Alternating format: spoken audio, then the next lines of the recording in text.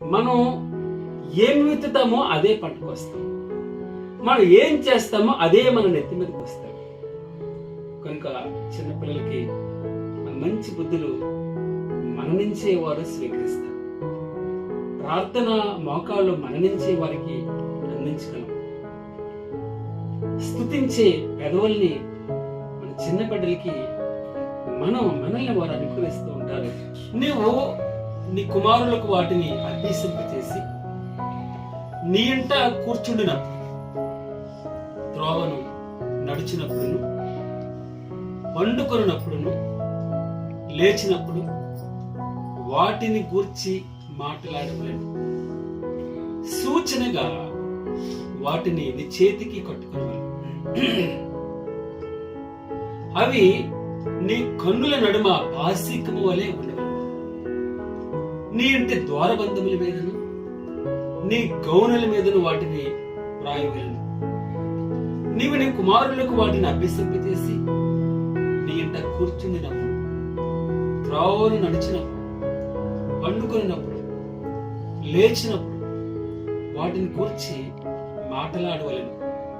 సూచనగా వాటిని నీ చేతికి కట్టుకున్నావు.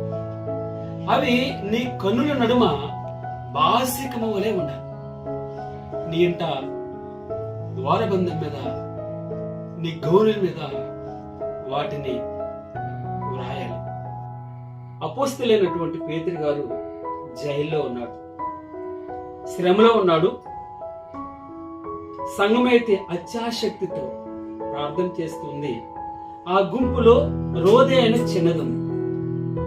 సరే, దేవదూత పేతురు గారిని చెరసాల నుంచి విడిపించి మార్కు అని మారు పేరు గల యోహాను తల్లి అయిన మరీ ఇంటికి వచ్చాడు. అక్కడ అనేకులు కూడి ప్రార్థన చేయించున్నట్టుగా రాయబడి ఉంది.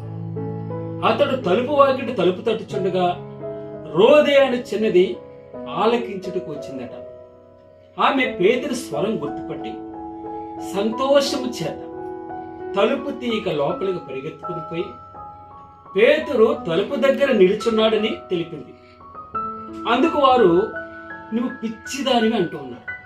అయితే ఆమె తాను చెప్పినదే నిజమని రూఢిగా దృఢముగా చెబుతుంది. ఇంకా చిన్నపిల్లలకి మంచి బుద్ధులు మన నుంచే వారు స్వీకరిస్తారు. ప్రార్థన మోకాళ్ళు మన నుంచే వారికి అందించగలం. స్తుతించే పెదవుల్ని మన చిన్న బిడ్డలకి మనల్ని వారు అనుగ్రహిస్తూ ఉంటారు.